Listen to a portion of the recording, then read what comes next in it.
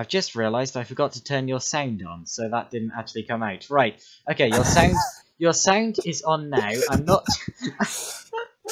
I knew that it would start in some way like that. Right. It's not just me here today. Yeah. Want to start again? Hold on, I can dear, hear everything that's coming through. Oh, hold on, that's because I'm listening to it, right? Yeah, that's Yes, 'cause you you've did the got your same thing I sound just on. said. Great, this is going off wonderfully.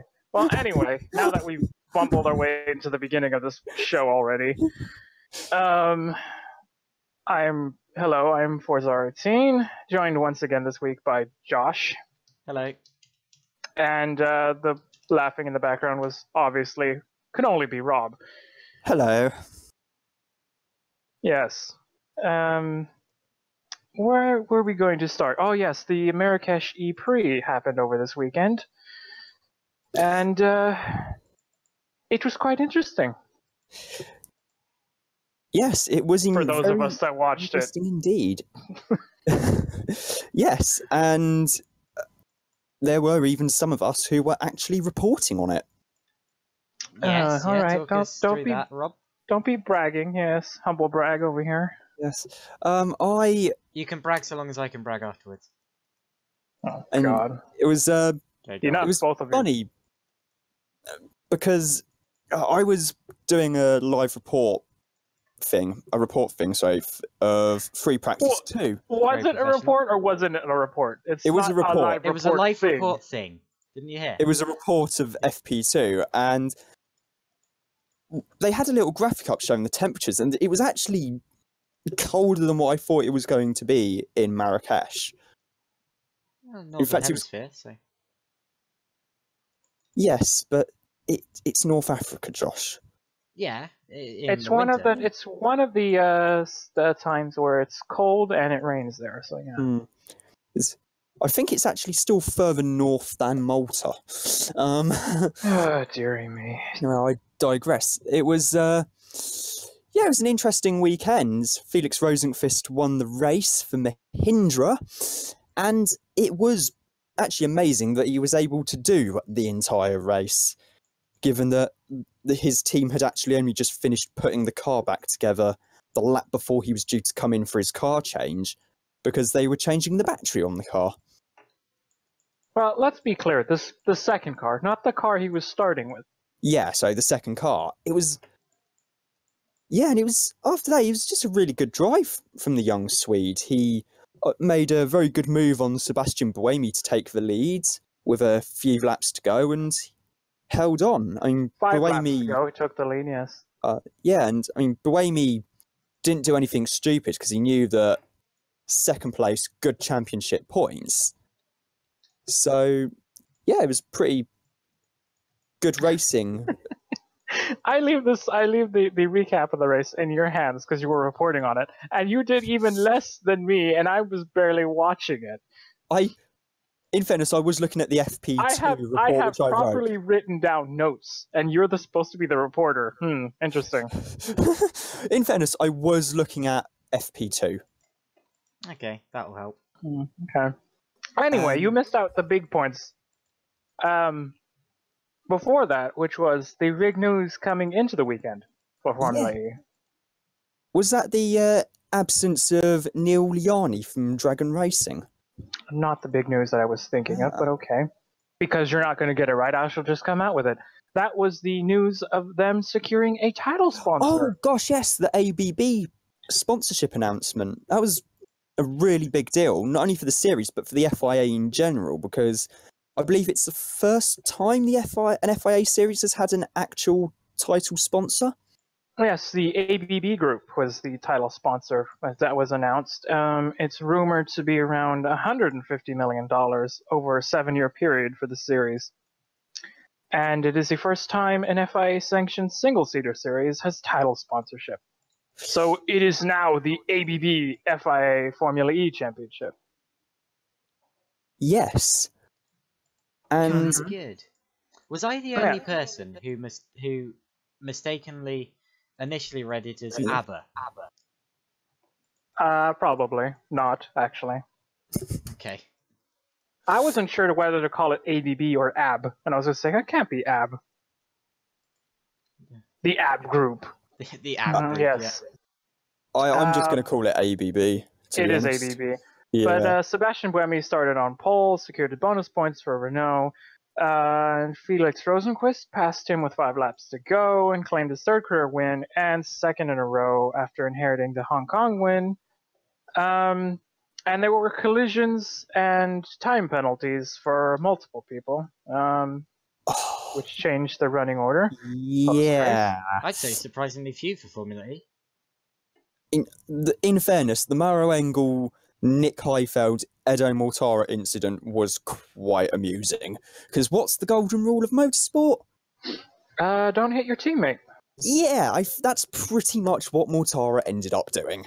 And in the end, Engel was the one who actually got the time penalty. For some reason.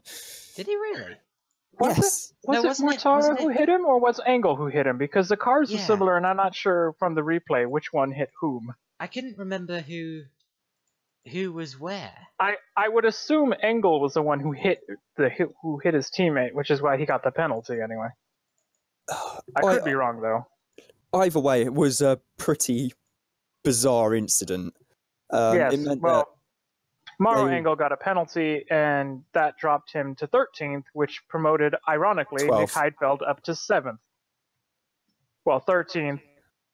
But Nicolas Prost was handed a 20-second penalty post-race. Of course, yes. For exceeding full course yellow speed, so that dropped him to 13th, and then Alex Lynn and Daniel Abt moved to 9th and 10th. So Audi got a point out of the whole horrific weekend for them. Yes, and given that there was a collision earlier on between Abt and Lynn... It's rather ironic, yes. Yes. Tom Blomqvist done good on his debut. Got good points for MS and AD Andretti in 8th place. BMW driver, Tom Blomqvist. Not bad, not bad. Jose Maria Lopez done incredibly well for Dragon Racing, getting into the Super Pole. I was looking at that, but I was just kind of thinking, they kind of have pace this weekend. At least he does in the Dragon. So I was kind of just like, not sure what this proves, because D'Ambrosio didn't have any pace at all. So surely it can't be that the car is good. It's got to be Jose Maria Lopez. Yeah, that's true. And we know that D'Ambrosio is quick. Because D'Ambrosio is quick, but that car was nowhere all weekend. And D'Ambrosio isn't slow, so... That's entirely true. The only thing that this proves to me is that Neil Yanni was correct to leave the team. Yeah, just a bit. And earlier on you mentioned it was a horrific weekend for Abt Sport Audi Scheffler. And no, Audi Sport Abt Scheffler. Yeah, that's the one. Remember, Audi is the full funding this year. And Lucas Di Grassi actually stopped not long after crossing the line during Superpole, and they changed the inverter on his car. And did it make any difference? No, he was the first retirement of the race. Yeah. Which I must say is very disappointing for the reigning champion, who has proven time and time again that he really knows how to drive a Formula E car when it's working. So when it isn't working, of course, he's completely hopeless to do anything else, and it was just unfortunate. It's not a very good opening races for Audi. It's shocking. I think they only have 1 point, don't they? Sounds about right. Or it because Daniel Abt didn't get any points the first or the second race because he was just DQ'd, and Di Grassi didn't score any points in the first 2 races. Right, I'll search this. To be honest, I'm it already isn't very searching good. it. I mean, either way, it's a horrific opening for them. It hasn't been a very good opening for either of the previous big teams, because Renault hasn't really been anywhere near where they were before either. I mean, Buemi, of course, showed some pace at the last round, but he's definitely been off as well. I mean, yeah, second, it's a podium finish, but last year, could you see Buemi getting passed by Rosenqvist? Probably. That's not anything against Rosenqvist, because Rosenqvist is one of the quickest drivers Well, in the field. But Rosenqvist could probably go by him, but it wasn't due down to the car being good. This year, this season, the Mahindra actually is a good car. It's probably the best car, actually, arguably now. Yeah, I'd say it is. The And Venturis have been surprisingly quick as well. Yeah, I mean, other car which has been surprisingly quick is the Jaguar. Is that surprising? Really? I expect them to be quick. Oh yeah, They're podium supposed to for be. Mitch Evans earlier this year. They're where they were supposed to be last season, so it's not surprising to me, actually. I have a feeling Luca Felipe's lost it a bit, which is a shame, but... And Andre Lotterer's had absolutely no luck at all. No, that's right. Lotterer was another retirement due to another mechanical issue. Who does Andre Lotterer drive for again? Techeetah. GT, yeah. Right, okay. I tell you who has the absolute worst luck in Formula E, though. It's Oliver Turvey. Because every time he looks like he's in a vaguely good position, something breaks. He falls out, yes, yeah. And It's funny how that again, works. the same thing happened to Turvey. He had a relatively good first stint, but of course he'd had to change his car before the race due to the fact that it wasn't working. And that meant, of course, when he came into the pits, he had no car to change into and just had to sit out for the rest of the race. So Turvey, again, in the passenger seat, as we'd say. Yeah, I mean, John-Eric Verne's also another one who's doing really well. He's third in the championship, 5th place in Marrakesh, 43 points. He's another one to watch as well, I think. Yes, and to round out the Marrakesh, we'll have the results here in front of me, and that was Felix Rosenqvist in the Mahindra M4 Electro, finishing first. Second was Sebastian Buemi for Renault Edams and the Renault ZE17. Third, and rounding out the podium, was Sam Bird and DS Virgin Racing, DS Virgin DSV03. Fourth was Nelson Piquet Jr. for Panasonic Jaguar Racing. Fifth, like you mentioned, was Jev with the Techeetah, which is a customer Renault. Sixth was Jose Maria Lopez for Dragon. Seventh was Nick Heidfeld for Mahindra. Eighth was Tom Blomqvist on debut in the Andretti. Ninth is Alex Lynn for the second DS Virgin. And rounding out the points was Daniel Abt for Audi Sport. Abt Schaeffler. Yeah, so they salvaged a point. And Sebastian Buemi got pole, and the fastest lap went to Nelson Piquet Jr. And I don't remember how many points go to that, but they got some bonus points. I think, yeah, something like that. Bonus points for fastest lap, yeah, and pole position. Yeah, well, fastest lap in... Yeah, it was Nelson Piquet Jr., so fastest lap for Marrakesh was Nelson Piquet. And he's actually in fourth in the championship, so you may have seen a bit of a resurgence from Nelson Piquet here, our Season 1 champion, who had quite poor Seasons 2 and 3.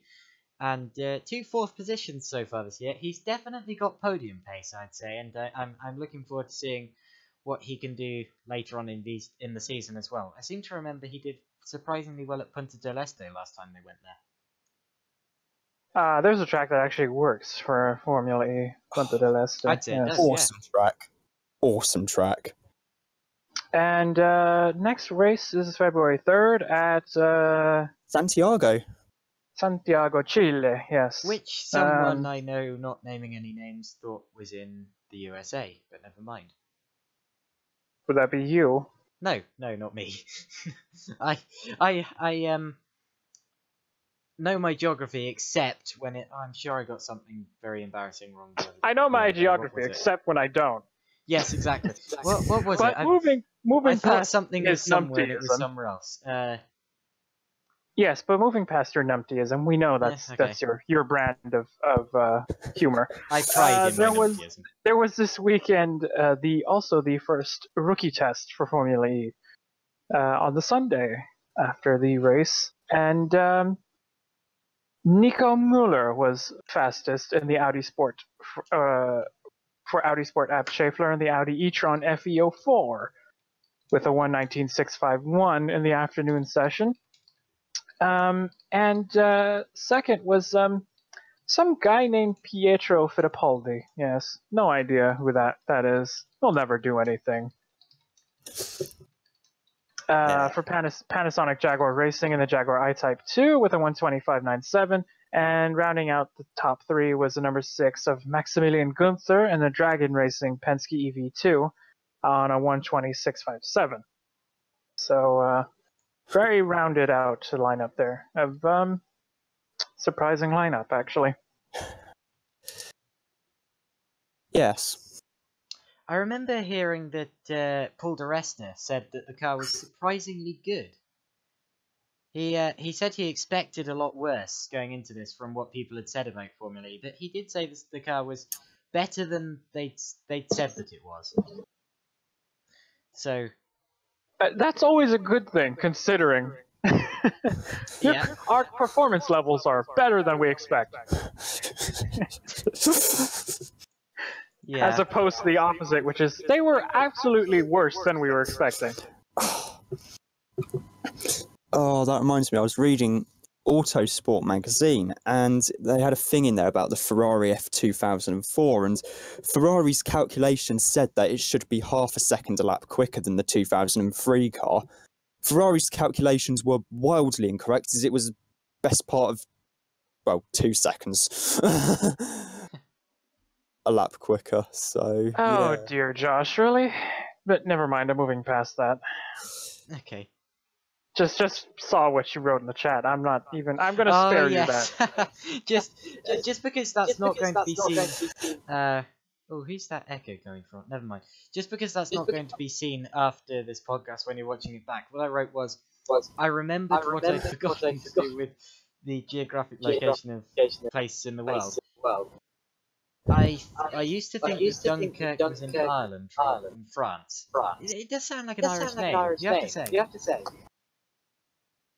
If it was Dunkirk, then yes. No, Dunkirk. It's Irish. Dunkirk. No, it's French. No. Move on. Dunkirk les Français. Yeah, one of you is echoing. I have no idea who it is. I don't know. It could be me. I mean, is there any echo here? Anyone? I was just about to write about that. So I've just been told to turn my level up slightly, so I'm doing that. That seems to be gone now, so fine. Level. Right. Seems to be fine. Moving past the Marrakesh Prix, we move on to the big meaty race that happened over the weekend, which was the 13th Hankook Dubai 24 Hours. Yeah. Did any of you bother watching it? Yeah, definitely. A bit of it. I watched as much as I could of it. It was a bit. Yeah, I watched as much as I could of it. It was about 7 hours that I saw in the end. I always loved to watch endurance racing. This one was good. I actually found it a bit. What is that echo? That's really annoying. I assume it must be on your end. I don't see what. Okay, it is when I speak. I don't know if it's when any of you speak. If I stop... Sorry everyone, tech issue. If I stop speaking for a bit and then you start speaking, I'm going to check if there's an echo. Right, okay. There is an echo. Okay. So it's on your end then? Well no, that would say it's against being on. I'm confused. Whatever. Let's just put up with it. Oh dear. Anyway. We'll push forward. It's fine. Yep.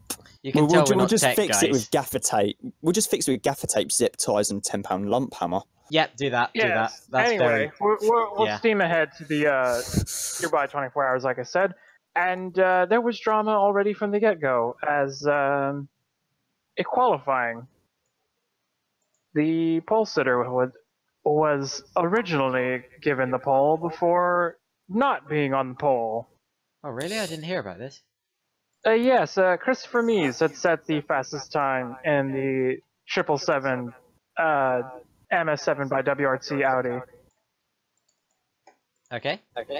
And had his lap deleted after organizers deemed he had set the fastest lap during a yellow flag period. Oh. Yes. So as a result, the number 964 GRT Grasser Racing Team Lamborghini of Mirko Bortolotti set the fastest time. I think I just heard a very toucan-like cheer. Tiny toucan cheering. Yeah. Yes, the green Grasser Racing Lamborghini was on pole, and behind it was the two Black Falcon Mercedes AMGs, GT3s. And Jolly that's good. how that started. And drama almost immediately from the beginning of the race, because the leading GRT Lamborghini didn't quite hold on to the lead for long, as it had a puncture. Ooh. You see, Yes. this is the first time I've heard all of this because I came in slightly late due to being at school for the first several hours. That's a good thing that I was watching attentively from start to finish. That's not a joke, actually. It's true. Hashtag Team No Sleep? Yeah, almost, yes. Okay. More like hashtag Team No Sleep, only for brain to fail. Right, okay. Yeah, they had a puncture and dropped back, which gave the lead to the number 3 Grasser, I just want to say Grasser Racing Team. The number 3 Black Falcon, which I like to call the Red Hot Chili Pepper, because it's red. Right. Makes sense. You know, the red Black Falcon, and the green Black Falcon, and the silver Black Falcon. Is there a Black Falcon? There isn't, is there? No, there isn't, oddly enough. No, I thought so. There is not, oddly enough. It's like making a racing team called the Red Herrings and painting them all yellow. That'd be excellent. I'd but do no, that. the number 3 Black Falcon was dominant for pretty much the entire race. But it itself had a problem later on in the second half of the race with braking issues, which it wasn't alone in experiencing. Yeah, we've all been through that at some point. Yes, but it ended up making it lose the lead to its teammate in the number 2 Grasser racing car. I did it again. Grasser? The number 2 Black Falcon. Jesus. Grasser took over the entire race by the sound of it. My mind, yeah. Oh dear. I just heard an army of toucan-like cheers. I blame Penta. Exactly. Ah, dearie me. But the number 2 Black Falcon, Mercedes AMG GT3, there. Done it. Gold star. Pretty much took over the rest of the race from there. And yeah, won by 2 laps over the number 12 Mansai Racing Porsche 911 GT3R, which itself had a battle in the closing stages with the aforementioned number 964 Grasser Racing Lamborghini. Now, what happened to the Porsche, the 911? I'm not entirely sure where that lost their time. The Herdworth Porsche was the only one to really challenge for the lead before it had mechanical issues, which I believe was power steering related. Right. If I remember correctly, I believe it was power steering. Because I remember watching it battling with the leading Mercedes for a long time, and then I think it was as I left for that day that something must have happened, and then I came back to find them behind. So yeah, they were pretty much the only car in a very stealthy white Porsche sort of way to take the lead, and was there until they had those issues. But they were Porsche's best hope, other than the Mansai racing car, which also had its own issues. But I don't remember what happened to the Mansai car. But yeah, there were 13 Code 60s in the race, with several Ginettas being problematic and stopping on fire. The one of the more interesting incidents of the race was the number 24 SPS Automotive Performance AMG GT3 spinning into the turn 14 wall and leaving an imprint on the tires there. Yes, I came back to see that actually. That was rather bizarre. Every single spoke of the tyre found itself imprinted in the barrier. I mean, yes, and also the side ducting and the side of the car. Yeah, it was a complete imprint. I'm gonna see if I can find a picture of that and put that on the stream so that everyone knows what I'm talking about. It was a brilliant piece of modern art. That it could be classed as art, you know. It really could. Someone could pass it off as that. Yeah, but that was an interesting incident, and the biggest incident happened just in the, well, I want to say with 4 hours to go. I think it was 4 hours to go anyway. Which involved the number 1 Hofer Racing AMG GT3 and A6 AM, and the Red Hot Chili Pepper Black Falcon AMG GT3, which came to a very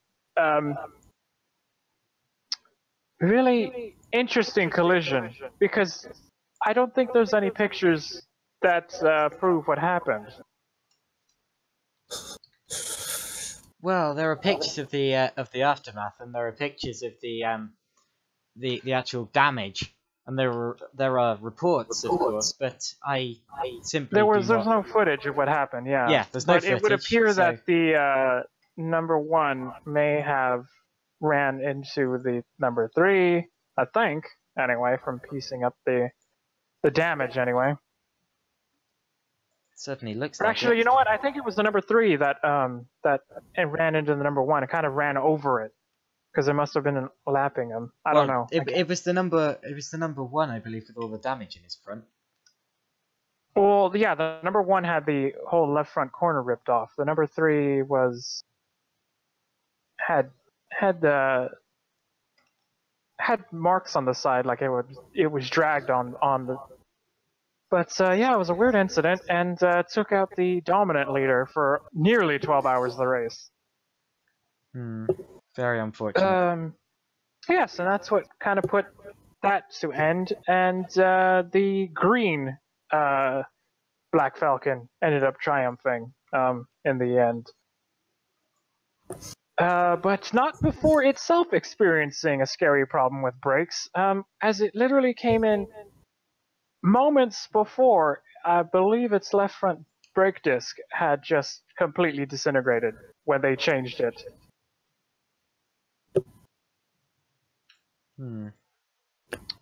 It was a very fortunate brake change for them. I did find it a rather clumsy race for a lot of guys, actually. It seemed there were quite a few more Code 60s than I'm used to. There were quite a few more incidents that I'm used to, and it seemed that every single time a Code 60 ended, someone would have a spin or a big slide or something like that due to cold tyres. It was like no one had heard of cold tyres. Possibly. We're just forgetting under Code 60 how to drive. Would you care to guess how many there were? How many cars or Code 60s? Code 60s, right. 10? Oh, you're close. There were 13. Okay. Is that more? For 3 hours and 38 minutes and 15 seconds of running. So nearly 3 hours was run under Code 60. Is that more than last year? It's not the most, but it definitely hampered the overall pace of the race, because they only ended up running 606 laps. And I think the record's 612, something like that. Probably more than that, actually.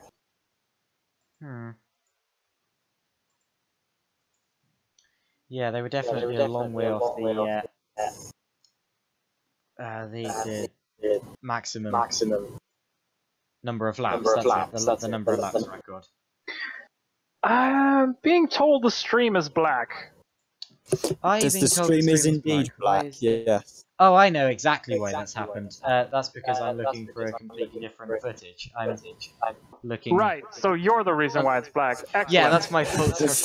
I'm just. Right, that's your first nomination for Numpty of the Year 2018, I believe. However, I have found the image I'm looking for. I believe, if I can stuff it in there, it's He the has image found the incriminating image. of the imprint. There it is. Can you see it? You might well be able to see it. Oh, there it is. I can move the camera around a bit too. Look, I can. Yes, I think I can see the where wonderful imprint of it. Oh, can yes, see- I can see that now. You Wow. can see the rear light too. There's the rear light to kind of to the top left of the wheel as I move the camera around. And if we go along a bit, it left that's an the end of the picture, entire side image of it.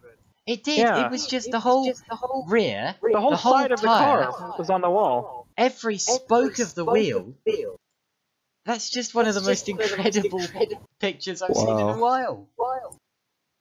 I wonder if they could get that exhibited at the Louvre in Paris. They could. Funnily enough, that's what we were saying on the chat when we had seen that. It was live, and we were just like, oh, so we could sell that. Someone save that and sell that to someone. Auction it off for charity or something. That'd be brilliant. But yeah, I left a whole imprint of the side of the AMG GT3 on the tire wall there. Yeah, utterly bizarre. But 89 cars started the race. Only 66 finished, and 23 did not finish. It was the fourth Dubai win for Black Falcon and Mercedes, and believe it or not, the first win at Dubai for the AMG GT3. Did he say first win at Dubai or first win of the year? First win at Dubai for the Because AMG. first win of the year is not exactly difficult. Right. Because their previous Mercedes wins were for the SLS AMG. Yes, Okay. but it was the fourth win for both Black Falcon and Mercedes, and it was the second win for Abdulaziz Al Faisal, Hubert Haupt, and Yelmer Berman at Dubai. Speaking of the 964, it lost 5 laps in the opening hours due to punctures, of which it suffered 3. Bother. And it fell all the way back to 66th overall with all those issues, and fought back to finish 3rd. So had they not had those issues, they would have almost definitely probably won. Yeah. And that was the Grasser car, wasn't it? The 964, yes. The green one, because the gold one was the 963. Yeah, the green one had Mirko Bortolotti in it, so I wouldn't be surprised if they just tried to max out his drive time. Well, of course. I think he finished the race, yes. I have Oh, a wow. list up. Should we read the results, or at least the class winners rather, of the 24-hour series, 24 Hours of Dubai? Well, you say that. I have them, the top 3 written down for each class. Okay. Right. So A6 Pro and overall was the number 2 Black Falcon of Abdulaziz Al Faisal, Hubert Haupt, Yelmer Berman, and Gabriele Piana in the Mercedes AMG GT3, and 606 laps. Second, like I mentioned earlier, was the number 12 Manthey Racing Porsche 911 GT3R of Otto Kloos, Lars Kern, Matthew Jaminet, and Sven Muller, 2 laps behind. And third was number 964 GRT Aggressor Racing Team Lamborghini Huracan GT3 of Mark Eneischen, Rolf Eneischen, Christian Engelhardt, and Mirko Bortolotti. In A6AM, it was won by the SPS Automotive Performance Mercedes AMG GT3 of Pierre Berg, Muller, Arnold, and Baumann. And that is, if I get up in another entry list, a group of drivers who also happen to have first names. Valentin Pierberg, Tim Muller, Lance David Arnold, and Dominic Baumann. Right, I'll have a list for the next one. Where's it? There it is. Right. The Jungle AMG, as it was known.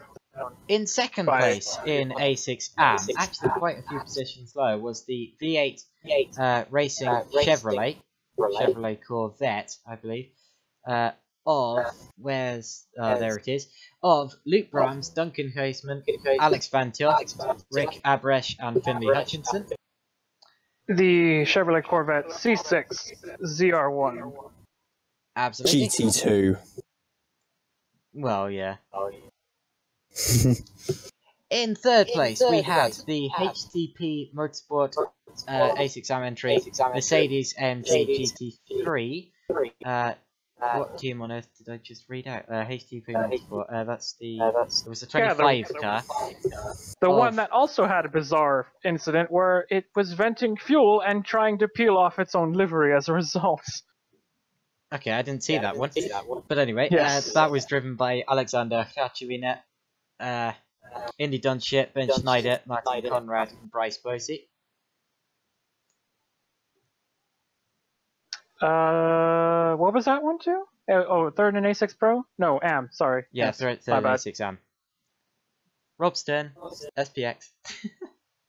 Oh, jeez. It's going to take forever. Because considering you doesn't have it open in front of him. I don't even have it open, but I do have some news that has literally just broken in the last few minutes. Oh, God, Okay, what is it? Can we save that for the news section? Or? Yeah, we'll save it for the news section, yeah.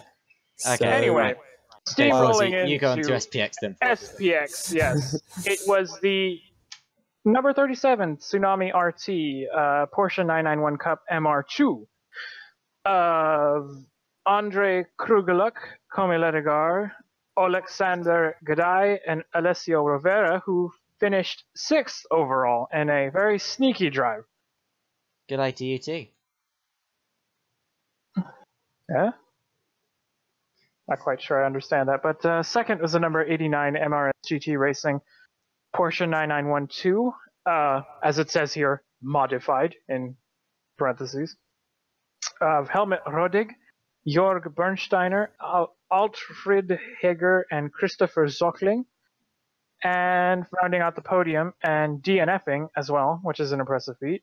The number 10 Lippert Motorsport Lamborghini Huracan Super Trofeo of Oliver Webb, Lim Kyung Wee, Melvin Moe, Alexander Sherpin, and Tadas Volbikas. Jolly good. In 991 Pro, we had the winners FAC Autotech, and their drivers were Fuck, Autotech. language. And their drivers were Matt Campbell, Julian Andler, Thomas Preinich, and Jens Richter. In second place in that class, further down the order, 991 Pro actually only had 3 entries, and two of them were highly Funny how that works, yes. highly hampered. But okay, where is the next one? It's all. Oh, you have to look right the way down the order. The third was the number 82 RS Car Motorsports Porsche 991 I haven't read out second yet. I'm sorry. Well, second was the number 63 Race Pro Motorsport Porsche 9912 Cup. There it is. Stanislav Minsky, Murad Sultanov, Klaus Backler, David Jan, and Nicholas Foster. And in third place, of course, therefore last place, in the 991 Pro class, it was the RS Car Motorsport car, again Porsche 991 Cup car of Artem Solovyev, Vadim Mesheryakov, Denis Gromov, and Roman Rusinov. I can read Roman Rusinov. There we go. Yes, Roman Rusinov showing up in a very unexpected entry. Duh. Shut up.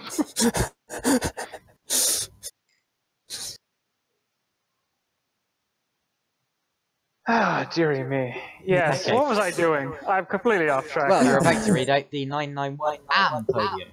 Yes, of course. The number 67 Race Motorsports 9912 Cup. James Thorpe, Sean McInerney, Phil Quaife, and Claudio Capelli. on 578 laps. Second was the number 26 MRS GT Racing 9N12 Cup of Stephen Grove, Bertram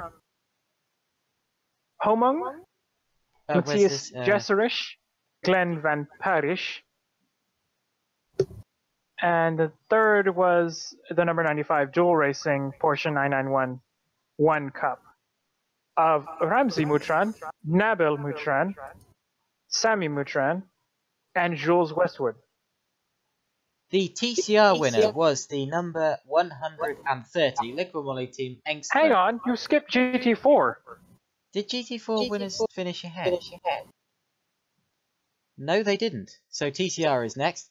Okay, I have it written down by class, but yeah, well, alright, that's fine. TCR winner finished ahead of GT4 winner. So. Fine. So you do it the way you want. As I was saying before I was interrupted, the Liquid Moly Team Engstler Volkswagen Golf GTI TCR SEQ 2017-2000cc finished in first place in the TCR class, and that was driven by Luca Engster, Florian Thoma, Benjamin Leuchter, and Jean-Carl Vernet. Wait, what did you just read out?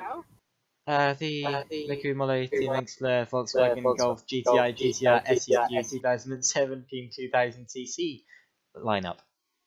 My God, I just wrote Volkswagen Golf GTI TCR SEQ, but okay.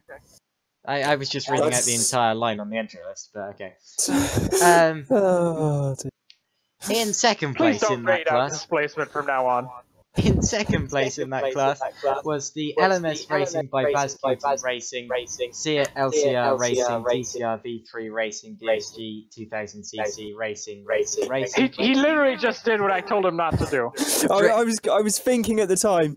Now you've said that.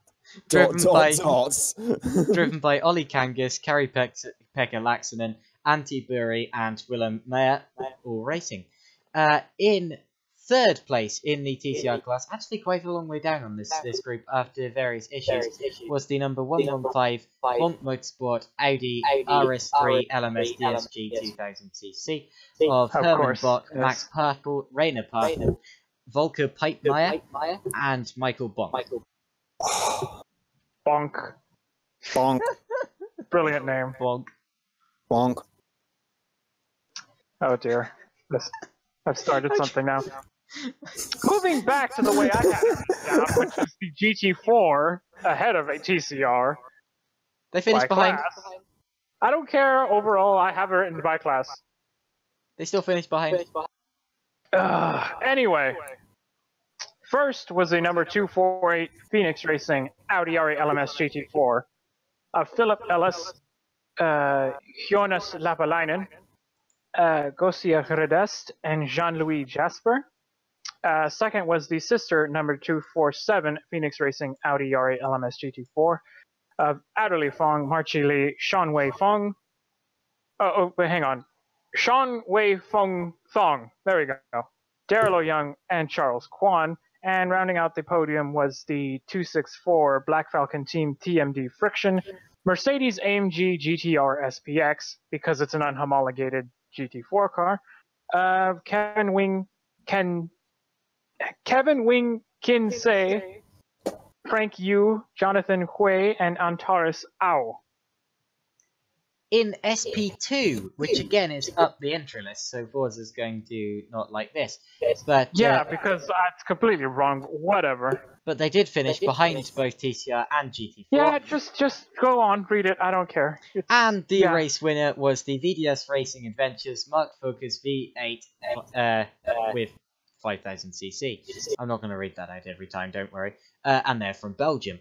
And they had Raphael van der Straten, Karim Al-Azari, Gregory Peiset, and Wolfgang Hoeg and Jose Close.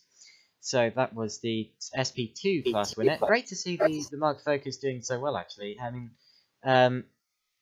it's had troubles in the past keeping up with the Porsche Cup cars of its class, but definitely a good result to get a class win at the Dubai 24. Anyway, second in SP2, I'm going to have to go down the entry list for, down the order. This is why I did it by class, because otherwise you're going to have to look through the overall. It is the CCS Racing KTM Crossbow from Germany, and that is Cheryl Arendt, Cheryl Arendt of Luxembourg. Aren't you going to? Okay, Holger Baumgartner, Tom Kiefer, and Uwe Schmidt. Kiefer or Kiefer? Or Uwe Schmidt. It's either Kiefer or Kiefer, and then below them they've got Uwe. Uwe Schmidt, yes. Right, and in third place in the SP2 class was the Speed Lover Porsche 9911 Speed Lover in brackets. They've got a car named after it. From Belgium, of Dominique Bastien, Jesus Diaz, Carlos Rivas, and Bob Wilwert. Or Bob Vilvert, should it be? Luxembourg? Wilwert, whatever. Vilvert, and I suppose something. Jesus Diaz is right, Josh, where do you have it going now? Because mine are written differently than yours, apparently. Okay, what was the class winner after SP2? Since you just did SP2. It was Cup 1. No, it wasn't. It was SP3. One position ahead of Cup 1. That's the one I have written down. Good. Before. Right. That'll keep you happy. Right. Go on, So, SP3. It will. I'm reading the rest now, because you're just ruining everything. First was the number 178 CWS Engineering Genetta G55 of Colin White, Jack Constable, Simon Murray, and Bradley Liebenberg. Second was the number 238 Lemera Cup of Nicolas Berode, Fabien Delaplace, Laurent Piguet, Stéphane Pasquet. And third was the 278 CWS Genetta G55 of Adam Hayes, Stephen Wells, James May, and Paul May. And in Cup 1, it was the number 131 Hofer Racing powered by Bonk Motorsport BMW M235i Racing Cup of Martin Kroll, Michael Schrey, Michael Fisher, Bernd Cooper, and Gustav Engelharinger. Engelharinger.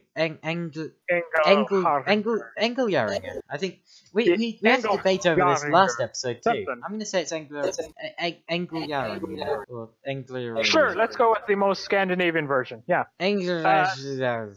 Yeah. Second was the 151 Sword Rennsport BMW M235i Racing Cup. Stefan Epp, Fabian Dans, Chris Richard, Josh Cagill, and Yannick Mettler. And rounding out the podium in Cup 1 was the 154 QSR Racing School BMW M235i Race Cup. Jimmy De Broeker? Yeah. Mario Timmers, Rodrigue Gillion, Tom Boonen, and Simon Clement.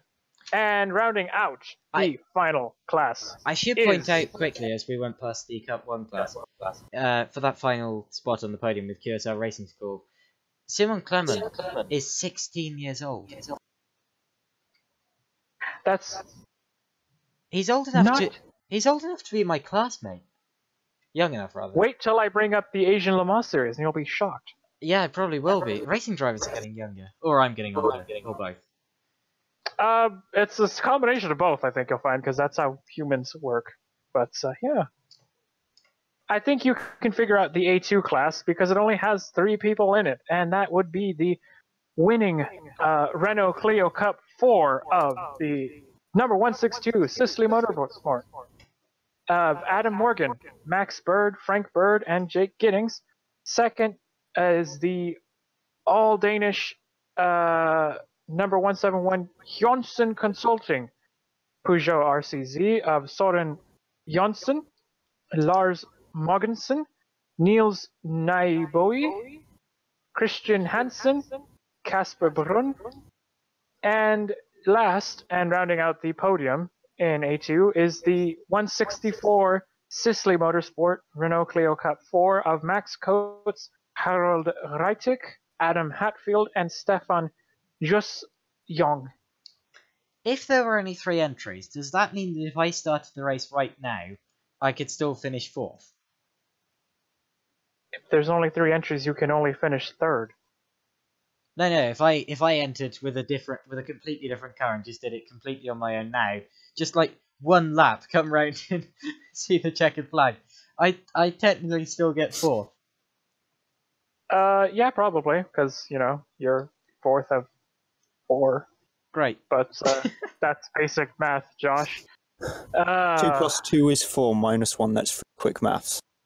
No, it's 3 plus 1 in this case. So. For God's sake. Why do I even put up with you two sometimes? Because you get the chance to roast us like you will be doing to me a little bit later. You two Oh didn't. yes, that's very, very much looking forward to. What were you saying? You two didn't get my 9 plus 10 reference. I didn't even hear it, but okay. Neither did I, to be honest. Last episode. Again, I didn't even hear it, so okay. Okay. But moving on, past Dubai, we move into the what was a plethora of cars in a race of 90. We have the very unfortunate situation of the Asian Le Mans series, and it's 13-car field, sadly. What more to be said about that, really? Yeah, it was 2 a cars 6-hour make a race, but it was a 6-hour race of 13 cars. The longest race ever of the Asian Le Mans series. And rather predictably, it was the Jackie Chan DC Racing by Joda Sport Orica 05 Nissan that both got pole and won the race. However, it was the opposite. It was the number 8 car that won pole, and it was the number 7 that won the race.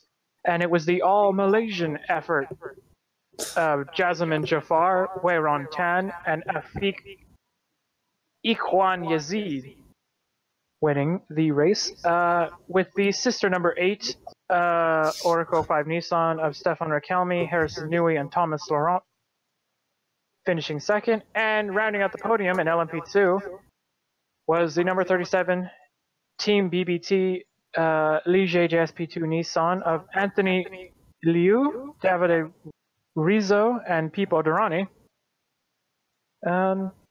LMP3 was won by the number 18 KCMG Ligier JSP3 Nissan of Josh Burden, Louis Pret, and Nedek Wei. Hang on. Need to flip to the results page here, and it is. Where did the GT go? I won it. The winning GT car was the number 91 Fist Team AAI BMW M6 GT3 of Yun San Chen, Jesse Krohn, Chaz Mostert. And the only car in GT Cup was the number 77 Team NZ Porsche 997 Cup of Graham Dowsett, John Curran, and Will Bamber, using Earl Bamber's old championship-winning car. With Earl Bamber's brother being one of the drivers as well. Yes, that's what I just was mentioning. But yeah, that was the result of the 14-car field. 13 finishing. But the most interesting bit of news to come out of the Asian Le Mans series race was the massive crowds there, because it was a holiday there, a sellout crowd. And you know how you were mentioning that, who was it you said was 16 in the Dubai 24-hour? Simon Clement.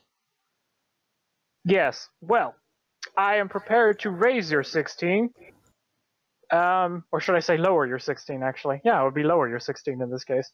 By 1 year. Oh, There wow. was seriously a 15-year-old. What class? He wasn't in the Asian Le Mans race. He was in the F4 race. Oh, well, but they're all that age in F4. They're all kind of 15 to 20. Hang on, I'm getting to a point, Josh. Just let me finish, and you shall have your answer. Okay. He is Belgian driver Hugo de Wilde, or Wild, yeah, Hugo de Wild, in the F4 Southeast Asia Championship, who finished third in race 1 and won the next 4 races. But the reason I bring him up in the Asian Le Mans series is because he wants to go to sports cars with an eye to beat Matt McMurray's record as being the youngest ever starter and finisher at Le Mans. Okay. And Matt McMurray is the youngest at 16. But if he were to challenge his record, his birthday would be 4 days before Matt McMurray's, and the potential date for Le Mans 2019 would see him beat that record by 1 day. Oof. Wow. So there you go. Oh, children these days. That's the only reason why I bring up the F4 Southeast Asia Championship. Yeah, I was thinking, but what they're all was that age wrong in with- Formula 4. Yeah, there are 14. Well, no, I think it's 15 and over. Well, It's 15 and 20, over. Yeah. There I was gonna say- there was actually a 20-year-old in F4 British Championship this year, which is actually quite old for that. What an old fogey. He needs to move up. Yeah, he should be getting his pension by now.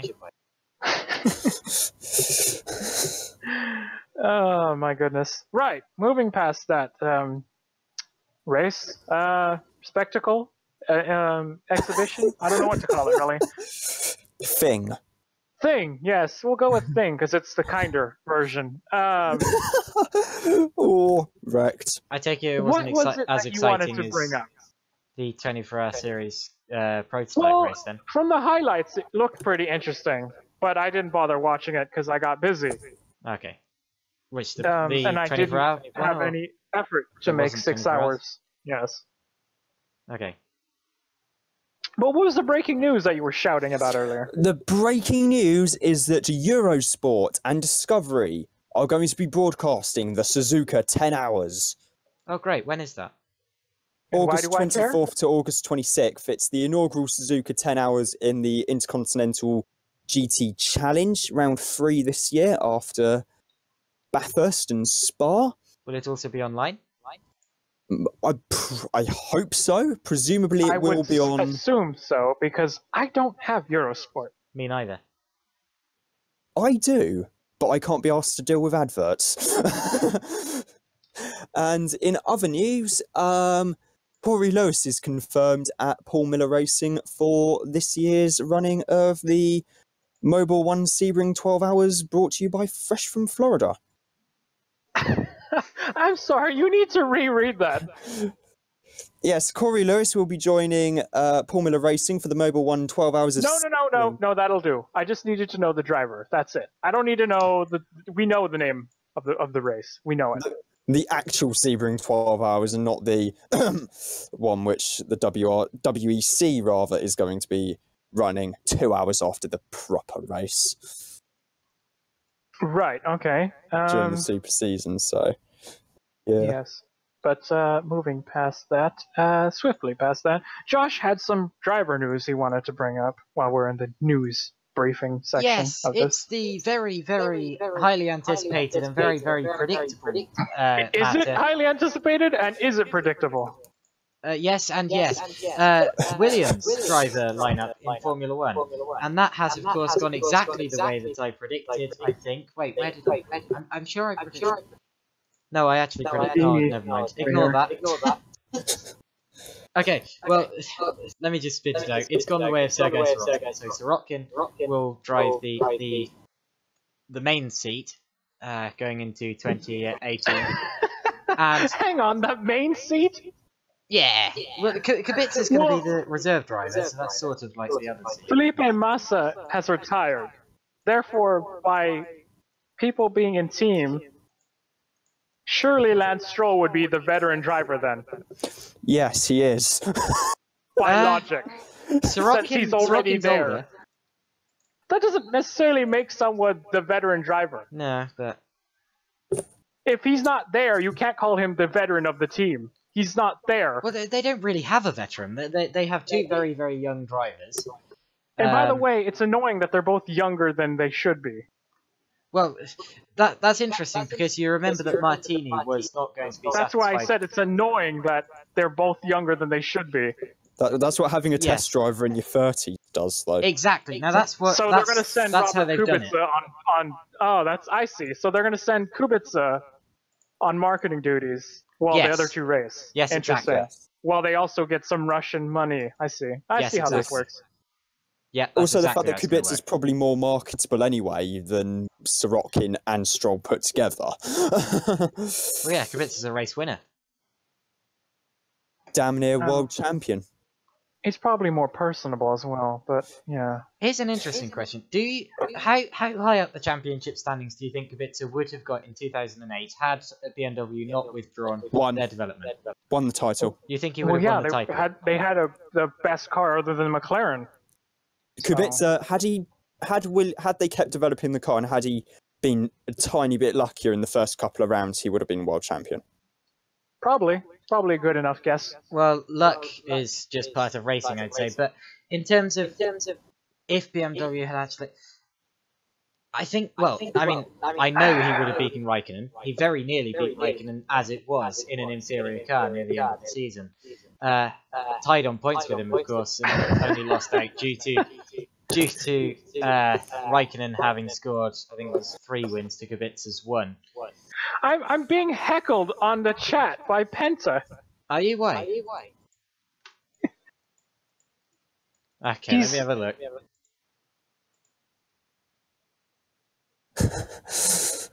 Oh dear, I do apologise for this, dear listener. But moving past your past anecdote, we had more news. Okay. Is it Super GT news? No. Ah. Didn't you have more news to bring up?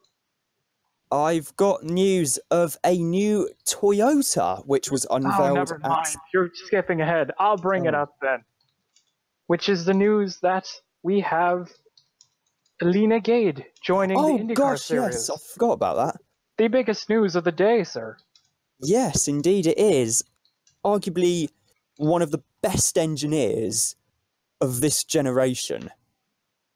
In terms of the best engineer, as far as I'm concerned. Yeah, in 4 Le Mans wins, I think it is. 3 or 4, yeah. Yeah. If not 2, definitely.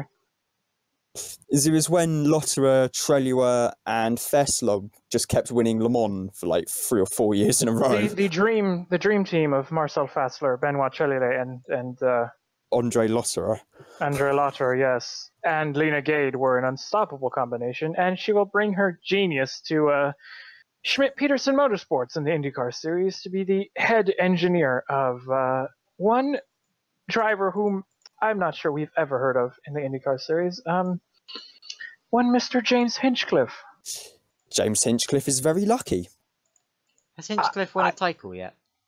No! But he is a race winner, and he's fast. And with huge amounts of expense because of aero electronics, I think this is his year to win a title, perhaps. Oh, that's a bold claim. We'll see. I was going to say, nearer the time, IndyCar. With the brain trust of Lena Gade as your engineer, there's really only one expectation, really. I mean, everything she's been in, she's going to lead it to being a winner. When she was at Bentley, she was behind them team strategy of them almost winning Spa. Despite that's true. 100 million penalties. Exactly, yeah. Well, that's why they lost. She probably would have engineered a win for Bentley. Yes, if it weren't for and she wasn't even the head engineer. Yes, so just massive brain trust in one person. So it's probably fair to say she could win the title for Hinchcliffe. Well, but we shall see. We shall indeed. Yes, but moving past that swiftly, we move into the part of the news section that deals with the other thing that happened over the weekend, which is the Autosport show. And I also wish I could have gone. Yes, well, apparently one of you was supposed to be on duty there, but that never happened because of reasons. Would you care to explain, Rob? Would you care to explain, Rob, why you weren't there to do your job? The one thing I told you to do. Oh, God, here we go. Right. Basically, I got to the train station in Basingstoke and was about to get the train up. It was the 9:47 cross-country service up towards Manchester, but getting off at Birmingham International. And I got on the train. I got onto the train, And then I checked I had my tickets. Yep, I got my tickets. Checked my bag for my wallet. And my wallet had my rail card in it. My 16 to 25 rail card. And as a result, I had 2 completely invalid tickets. And yeah. where did we almost have to spend the night, Rob? The most famous bush in Basingstoke. Yes, the one there outside we go. the railway station. And if that failed, then a bench would have sufficed, yes. No, if that failed, I would have just probably propped myself up against the side of the bloody waiting room or something like that. Yes. No, whoever says that in the chat, I'll have you know, it's not public transport. It's Rob's stupidity that let him down. You can't blame public transport for his stupidity. Yep. But putting all that aside, that's why I ended up having to change my nickname to Tales from the Commute, usually because I'd come here once a week, usually with one tale of woe. From having to deal with either cross-country or Southwestern Rail. So, yeah. Sometimes you load into the Discord podcast chat thingy, and Rob is still on the train or something like that. Yes, I'm either on the train or I'm on a bus. You're like a vlogger. Yes. And sometimes you even get to hear me absolutely legging it from the bus stop to my house. Yeah, this is all a true story. I agree. Confirm. I agree with Penta. You can't even be left alone. Someone needs to supervise you. To be honest, moving past you not being a proper adult on your own. What I might have to adulting suffice anyway. I might have to. There was an Autosport show. Yes, the Autosport International. That you did not go to, but yes, please enlighten us. I saw all of it on Twitter anyway. The joys of social media. Would have had actual reporting from our gumshoe reporter had he bothered to find his ticket. Yes. First car to talk about is the new Ligier GSP4.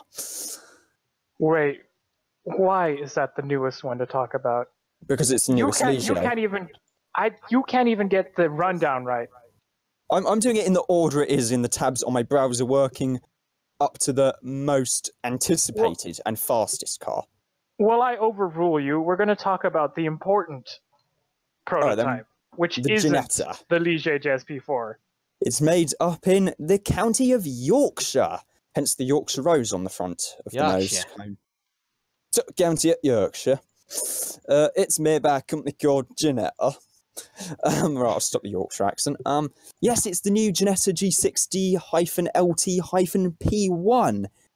So named because it's the 60th anniversary of the company, the company owner Lawrence Tomlinson, and the class it's racing in, LMP1. So the LT is for Lawrence Tomlinson. I thought it was. Everyone else was like, "Oh, it stands for long tail." I was like, "No, it doesn't." No, it stands for the guy who owns the company and has done for some time now. Yes, but moving on to that. I tell you what, Ginetta have been a real class saver with LMP1. Who was it that you first heard about launching an LMP1 program for 2018 and saving the class? It was Ginetta. I mean, the others have followed suit. Keep in mind, Ginetta were also the one that stopped and saved LMP3. Yeah, Ginetta again coming to the rescue of motorsport. Coming to the aid of the Automobile Club de l'Ouest, and not for the first time. That is the wrong tab. That's the wrong Ginetta. Where did I do with my LMP1 Ginetta? Oh, dearie me.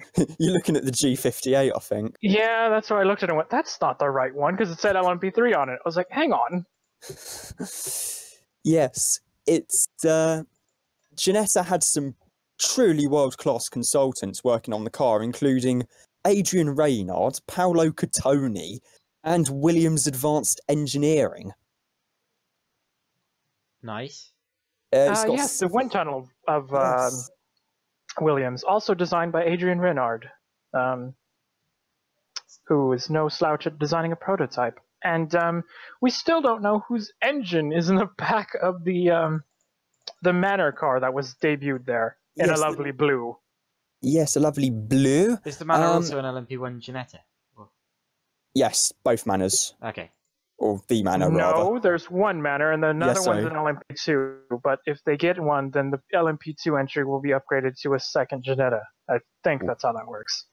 Ah, right, interesting. And the development car's got a 3.4-litre V6 turbocharged Mechachrome engine in it, although, like you said, we still don't know who Which Manor is are going to be interesting having an because engine with.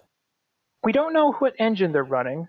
So I assume it might be a Mechachrome, but isn't a Mechachrome, or it's another engine that we haven't heard announced yet. It could be And the the Jard. other customer Ginetta team that's bought cars hasn't been confirmed yet either. Maybe it's a surprise. Is Toyota entering? Yes, this was confirmed ages ago. I didn't hear that. Toyota are entering 2 TS050 hybrids. Right. Yes, so they're the only ones. But a LMP1 Manufacturers Championship is still a thing. And the LMP1 Drivers Championship is still a thing as well. Yes. But Ginetta have debuted their car for Manor TRS Racing in a lovely blue. And there was another Ginetta that was unveiled there, which is the G58. Yes, it's got 2 seats, air conditioning, anti-lock brakes, an in-house 6.3-litre V8, producing around 575 brake horsepower, and a price tag of £225,000. It's actually quite funny because Lawrence Tomlinson was actually against putting ABS on the car at first, but they had a customer in Hong Kong with a massive collection of cars, and he said, put ABS on the car and I'll buy it. And he's got over 300 race or track cars, and he's on the Ferrari FXX program as well. Yeah, I'd say I'd listen to that guy as well, yeah. Yes. And he Keep says in mind, the G58 G58 is also based on the LMP3 tub, yes. Yes. Now, what Ginetta Like the was... G57. I know it was the G58 racing at Dubai in the prototype series. There were no this year. G58s racing It was in the prototype G57. series. It was a G57 P2. That's where I was getting confused. I was wondering what they were actually racing there last year as well, because I thought that they did turn it. The G58 debuted this weekend at Autosport. Right. No, it hasn't raced yet. So it hasn't raced yet. Okay. No, but it's But it's a they've only just 6.3 come out- liter V8 boasting 575 horsepower, and it's all very shiny. the G57 And- never actually did anything outside of the 24-hour series, did it? Yes, it did. No, it's VDV. it was all over the place. V2V, Thunderhill. random, Oh, but those are all tiny series. V2V random endurance races. NASA. It was basic. More customers were in the U.S. with the NASA series and the I want to say the NARA series as well. But Thunderhill 25 hours, tons of race team. 3 or 4 teams had them in Thunderhill 25 hours this past couple of years. And yet they have been flummoxed each time by the Flying Lizard Audi, which is 5 years old. Go figure. Yes. Another car that was of note was the Jaguar F-Type SVR GT4. Oh, it looks so good. Built by Jaguar's own special vehicle operations. Hang on, I think you're reading this wrong. It's not a Jaguar official program. It is a customer program built by Jaguar, but it's not a factory GT4 program. Before anyone gets very excited about them making one, there's only 2 that exist. Mm. Still, and it's a Jaguar. It's a Jaguar, and it's going to find its way into Games Racing. British GT. Yes, it is indeed for Invictus Games Racing. The whole story actually made the news here in the UK on Breakfast TV on BBC One. Good. And yeah, it's a really cool program that's been put together. Yes, the Invictus Games, if for those of you that don't know, it is a international sports event like kind of like the Olympics, but instead of athletes that are professional, there are wounded and injured servicemen and women who are in these games, and this is what the program is designed to be around, which is that the cars will be driven by actual wounded servicemen. Really? Yes, and it'll be fielded by, I think Mission Motorsports involved with this program as well. I believe Mission if I'm not Motorsports are. mistaken. Yes, they are. Yeah, I think Mission Motorsports are to do with it. Like Rob said, the car was built by Jaguar Land Rover's SVO division, based on the F-Type SVR, and it was fielded and funded by Superdry clothing line founder James Holder. But the two cars will be driven by, two cars will be driven by four veterans from the British Armed Forces. Ben Norfolk, Basil Rawlinson, Steve McCauley, and Paul Weiss. And Jason Wolf and Matthew George will act as mentors to the servicemen. But it's a really promising program that'll be in British GT and probably get all the coverage for British GT. Now, I thought before this program started that it was going to be just a program that was designed to raise awareness for the Invictus games rather than actually sort of include disabled veterans. And that's quite fascinating, because I didn't actually know before of this of any disabled veterans who had actually gone into racing outside of things like the Dakar. So I'm very glad that I've been proved wrong, actually, because this is going to be a very interesting program and something we've not seen the likes of before, and it's a really good idea. It's also very interesting that the cars have been built for this specific purpose, meaning that they have been specifically adapted to serve the function of the wounded veteran drivers. But, yeah, well, they'd have to. Well, yes, exactly. But meaning, if you wanted to have a customer car, that you couldn't, because it's not designed to be a customer car for anyone else. Which is kind of clever by Jaguar, I guess, in a way, going, "Oh, you want one? Well, you can't have one. Sorry." Well, they have a good reason for it. Yes, it's good marketing on their part, and it's free marketing because they don't got to spend any money. But yeah, an F-Type GT4 is finally happening. Well, now we just have to wait for a GT3 program, which may or may not happen anytime soon. Yes. Well, Emil Frey's given their best shot at it, but even they've got bored and gone to the Lexus now. Sadly. Yes, and the final. I'm told in the chat that there is a team in the VW Fun Cup called Team Brit, which is run by injured servicemen from drivers to mechanics. Yeah, no, So I there have is heard another of. team. I have heard of that. My point was that I've never heard of it in a properly kind of professional setting before. It's always been things like Dakar and the VW Fun Cup and series like that. So I was very surprised to hear of it in a series so highly renowned as British GT. But as I said, I'm very glad I've been proved wrong. All right, I got your point now. Okay. And Yes. Sorry, moving on now. yes, the final major new car announcement was the Ligier JSP4. It was revealed at the... And no, it's not a P4 car before anyone gets ahead of themselves. There's no such thing as an LMP4 category. Yet. But there is an FIA There Free won't- Formula Racing Cars Group E category. What? It's homologated in the FIA Free Racing Group E category. Yeah, its only competition at the moment is the Pescarolo 04 LM. It's positioned between a Group CN prototype and an LMP3 car. It's the not Ligier... anything. It's a fictional track day car that won't have its own formula.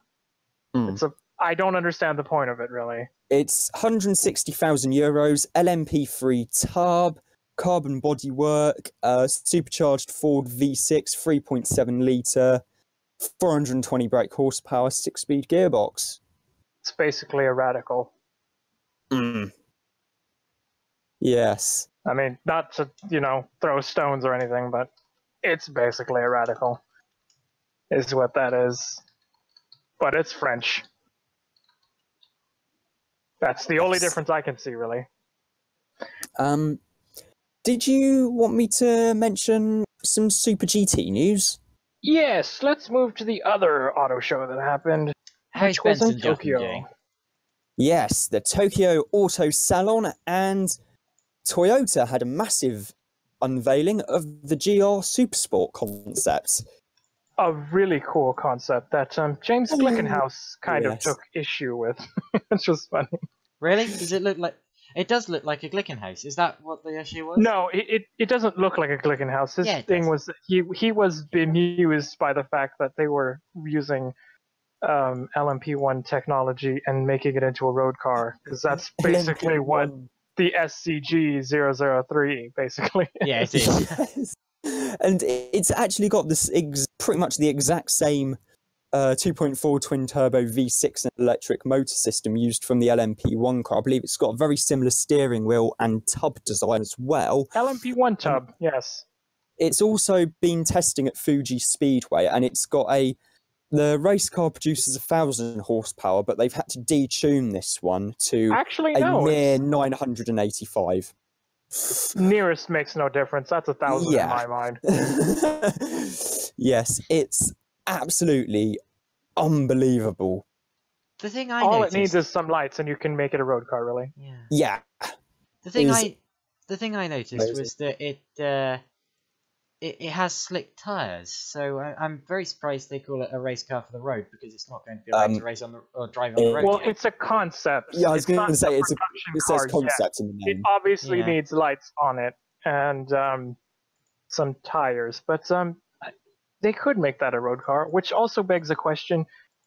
They have a knack for Toyota Gazoo Racing, that is, have a knack for racing weird cars in the Nürburgring 24-hour. The CHR being one of them a couple of years back. Keep in mind, this year it's also the LC 500, which looks rather awesome. Ooh, that they're going to be racing in the N24. But you think that they could race this at the Nürburgring? What class would that be? Just a thought. SPX? Class. Why would not? have to be SPX. The Glickenhaus ran an SPX. Why not? Yeah. Why not? It's going to be the quickest damn thing on the circuit. I'd love to see that. I think it's too a challenge fast for to the overall lap record, possibly. You never know. I think it's too fast for the Nordschleife. Well, if it doesn't race at the Nürburgring, maybe it's just goes cheekily for the lap record. Who knows? Which could be really special. I'm just really worried about, because that there are things like almost stock BMW Z3s that turn up to the Nordschleife at 24 hours and just trundle around a bit. Can you imagine driving? I realize, obviously, that it probably will never race in the Nürburgring 24-hour race. Can you imagine just obvious reasons, trundling around in a BMW Z3 or something like that in pretty much road configuration, and then just seeing as an LMP1 car thing comes shooting past you? Like, ah! It'd be hilarious, actually. I approve. Anyway, I like this insane thought, yes. Honda also had a big announcement. They announced who would be driving what in GT500. So I'm going to be driving all of them. Let's see. Car number 8, the Autobots Racing Team Aguri on Bridgestone tyres, belongs to Tomoki Nojiri and Takuya Izawa. Yes, Izawa-san back I feel like I need to help you with these pronunciations, because you're just going to just do these I wrong. recognise the next couple. Number 16, Team Mugen. What are you reading? The Honda thing? Okay. I'm reading it off Super GT World, RJ O'Connell's awesome, I'll just go to site. Daily Sports Car. It's the same thing. Yep. The number 16 is the Team Mugen car. They're running Yokohama tyres. Mugen? You mean Mugen? That's the one. I always said Mugen. Drivers for that are Hideki Muto and Daisuke Nakajima. Car number 17 is the Real Racing entry, the Keihin sponsored car for Kudai Tsukukoshi and Takashi Kogure, they're on Bridgestone tyres. Car number 64 is the Nakajima racing car, unique for being the only one on Dunlops, sponsored by Epson. It's going to be the same driver lineup as won last season's Suzuka 1,000 kilometres. So that's Bertrand Baguette and Kosuke Matsura. And finally, we come to the Road Brig NSX. Yep. Finally, we come to car number 100, Team Kunimitsu. I've never heard him called that before. You know, yeah, that's the nickname when he was racing an IndyCar and IMSA over here. Everyone called him Birdie Breadstick. Bertie Breadstick. That's brilliant. Now I saw a name for him. I saw him racing in Formula Running 3.5 at Silverstone one year. That would have been 2009. And I remember that he was very, very good. Pretty much outpaced the whole rest of the field that weekend. But I honestly never thought of Bertie Breadstick. Well, his name is Bertrand Baguette. I'm not the one who made it up, but that was the name they gave him, which I thought was rather funny. But moving back to the entry, yes, sorry. Yes, I have some other news from Tokyo Auto Salon relating. Hey, hang on. There's still other announcements there. You forgot about the. I did GT3. the Road Brig. The GT3. Oh, that's not on this particular article. Right. Okay. Well, then I will do it for you then, because you don't have it. I do. I'm just checking. I think. Yes. Because ARTA are not running the NSX in GT300. They're still running the M6.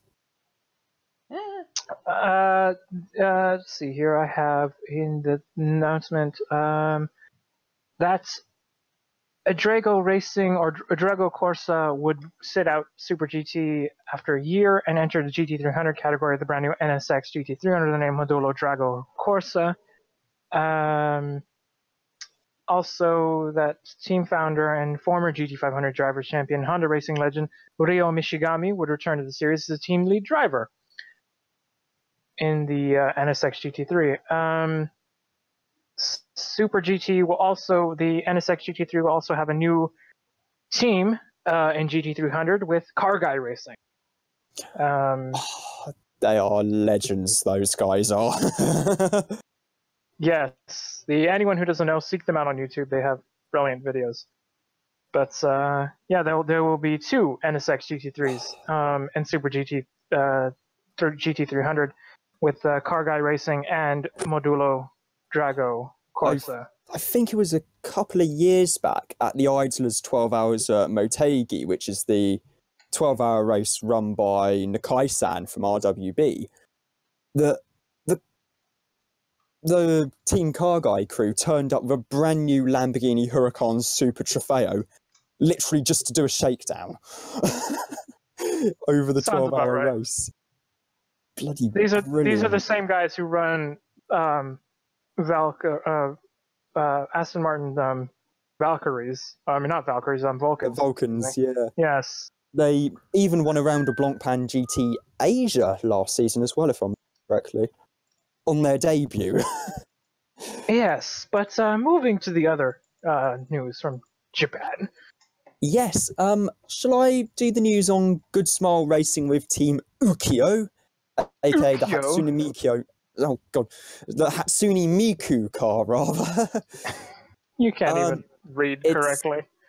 It's an unchanged lineup. It's still going to be Nobuteru Taniguchi and Tetsuya Kataoka.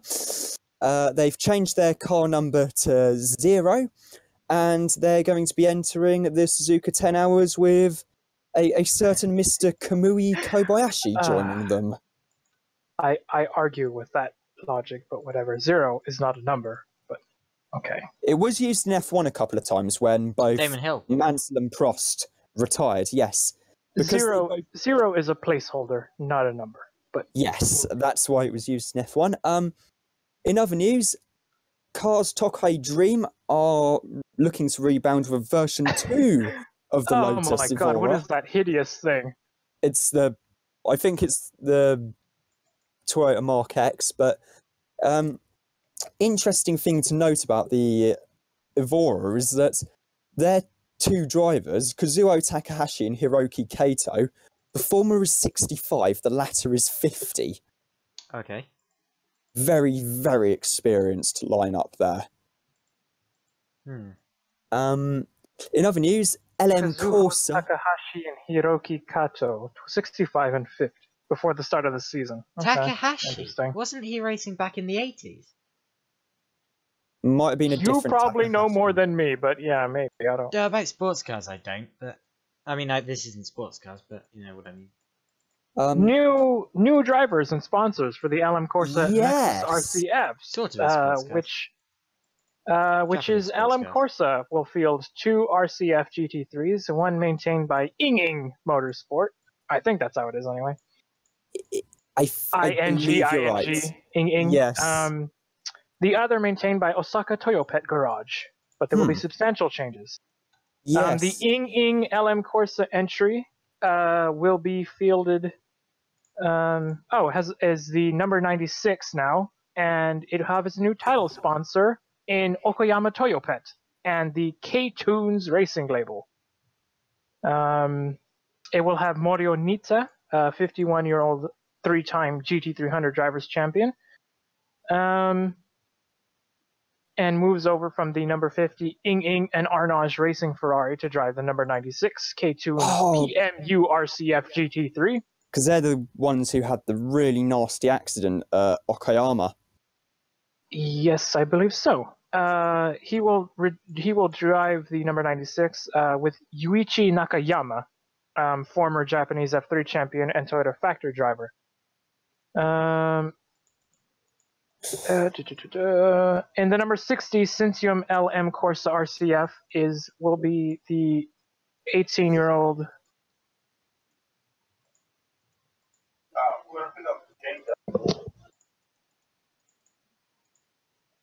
Okay, I think I'll finish this Yeah, I think one. we've lost Forza. Yep, right, I'll take care of this. Yes, in the number 60 Cintium LM Corsa Lexus RCF will be Ritomo Miyata, who will be the youngest driver on the grid. He replaces the retiring Akira Leader. He'll be alongside Hiroki Yoshimoto. Miyata's a 2-time Japanese F4 champion, and he's also, I believe, he's on the autism spectrum as well, a bit like me. But okay.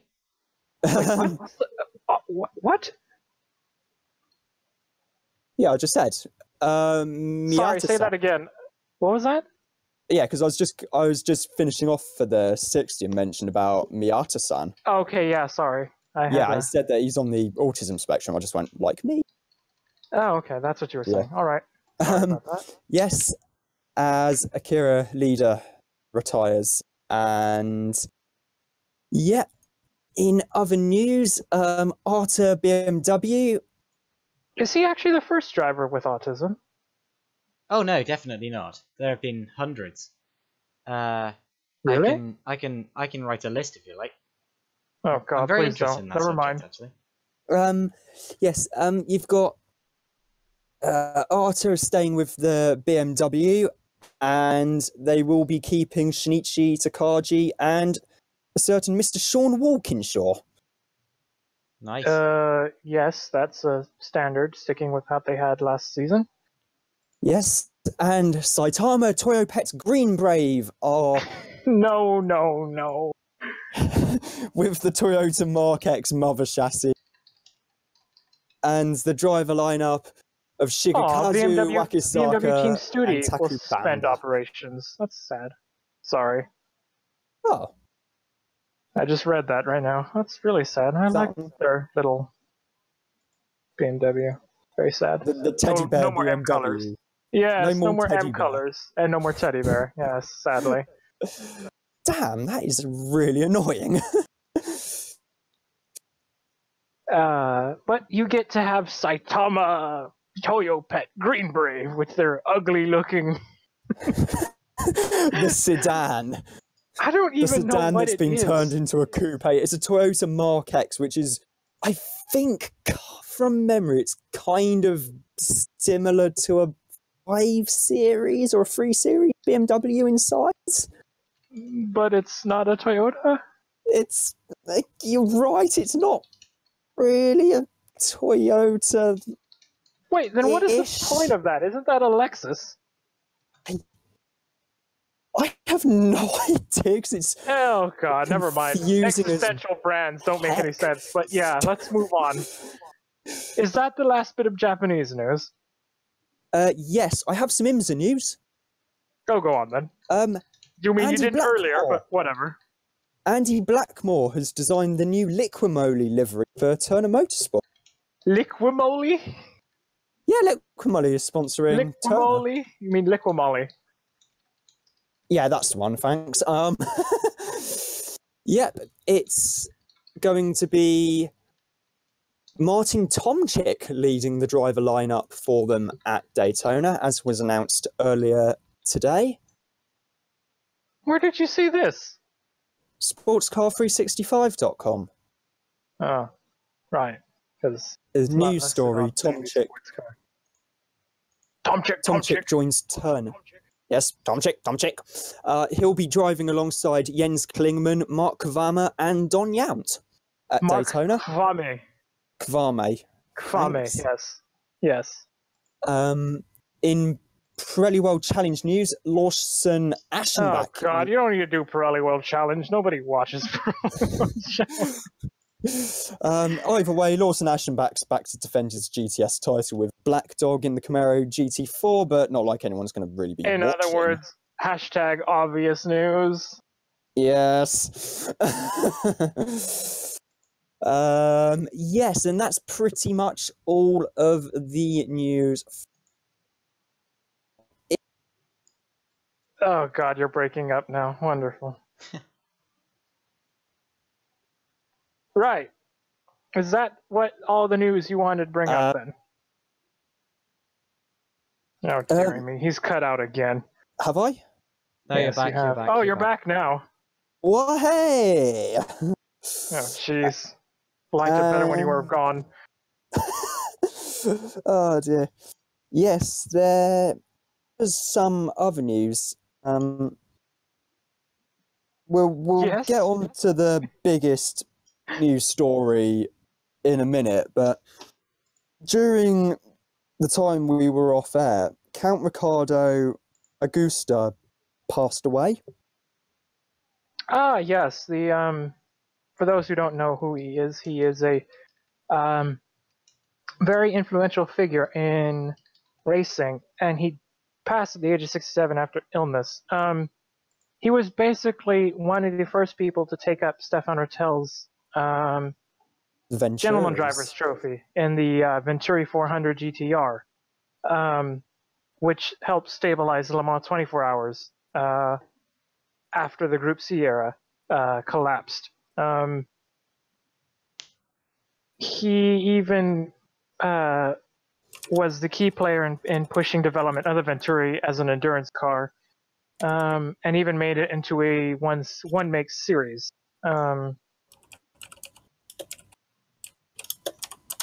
He campaigned Callaway Corvette C4s in the BPR series and in the FIGT Championship, and had 3 consecutive Le Mans 24 Hours with the cars, with an 11th place overall, and podium finish in GT2, being the best result at Le Mans. His final start was in 1998 in a Kremer Porsche K8, and finished 12th overall and second in the LIP1 class. That was dominated by Porsche, obviously.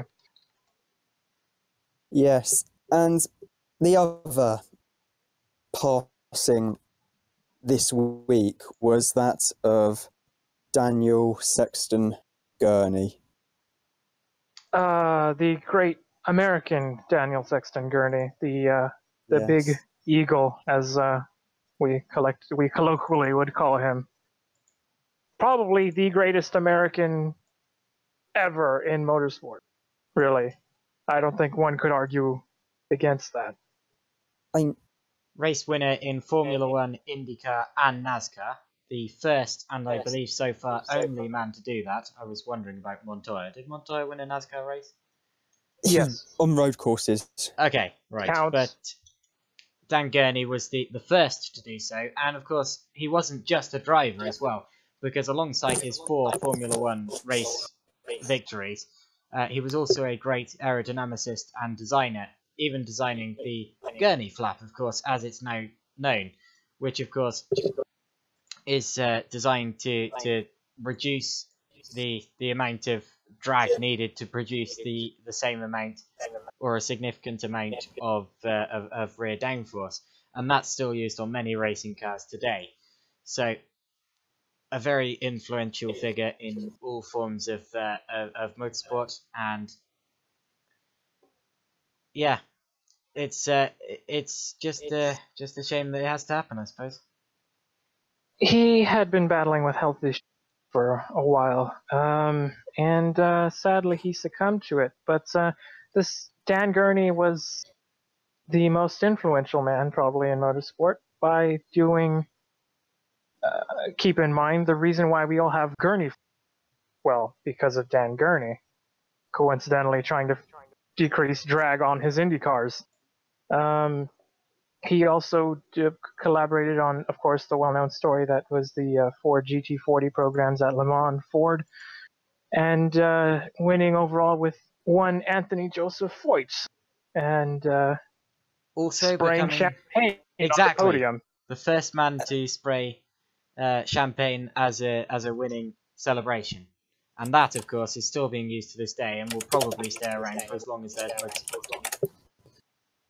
And he was also a collaborator on the Nissan Delta Wing in his later stages of life. But No, I didn't know his that. probably yes, he was well, not him personally, but the AAR guys were responsible for developing the car and testing it out in Willow Springs and Button Willow in California.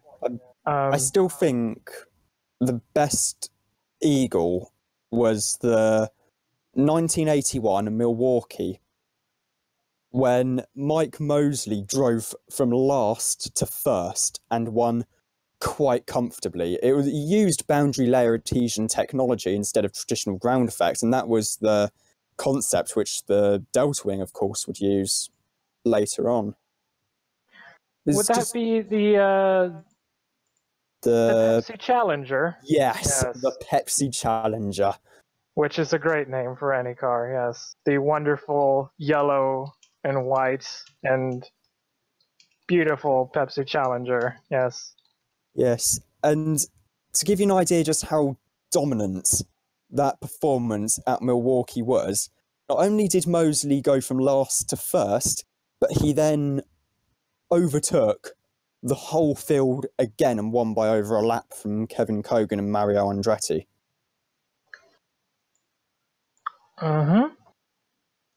And just the thinking behind that, just so out of the box compared to the traditional ground effects that were starting to be used. Absolutely amazing. Amazing. He's an amazing man. He also is probably the standalone achievement that everyone will remember him for, is being the only American to win in an F1 Grand Prix in a car and engine of his own construction. And won Porsche's only ever F1 race as well. Yes. He also was responsible for multiple factory programs in the AAR Challengers of the Trans Am era, which was the last time he was a professional driver. Was in one of those cars. Actually, yeah, his final race was a professional driver, was the AAR Challenger. He was also responsible for one of, I think, Finding Willie T. Ribbs, the Trans Am and IMSA sports car driver who broke color barriers in America at the time. But he's a very influential man, and he's very sadly missed. And another car, which he's also All-American Races is famous for, was the Eagle Mark III IMSA GTP as well. The Toyota GTP, GTO. Yeah, the GTP. In 19. Toyota, yes, as I like to call it.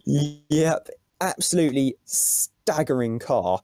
I mean, the engine alone was boosted up so much they got over 800 power out of it.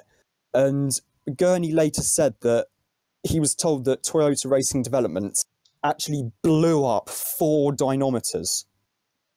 Yeah, that I believe, actually. And it was so comprehensive. I mean, the car's sheer dominance caused Jaguar and Nissan to withdraw from IMSA. EJ Jones's lap record at Lime Rock Park still stands to this day. And that car still holds the lap record at Daytona and will never be beaten. Like, same with Lime Rock. I mean, the only way they're going to get that lap record broken is if someone has the guts to get a one-off entry for Daytona with a LMP1 hybrid, and that's not going to happen. I was just thinking the same thing. Yeah, at Lime Rock or Daytona, you would need an Audi probably the most strongest LMP1 hybrid car of that era would have been the Porsche. That would have been the only car probably to break a lap record of that car.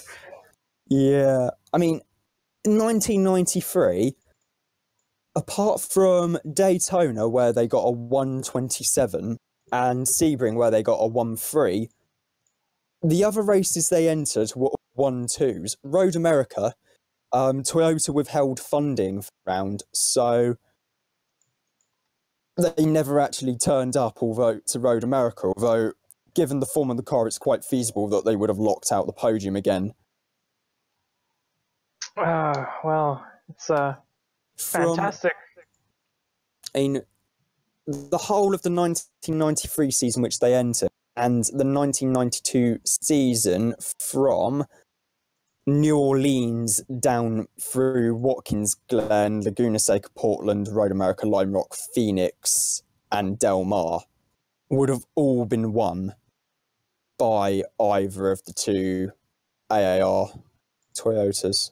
It's just an amazing thing to think about. But yeah, he was a man who lived large and probably sadly missed. So that is the end of this week's podcast. Just on time, actually. So today we discussed the Dubai 24 Hours, the Formula E round, and the various pieces of news that we had on offer. What is up to watching this weekend? Nothing.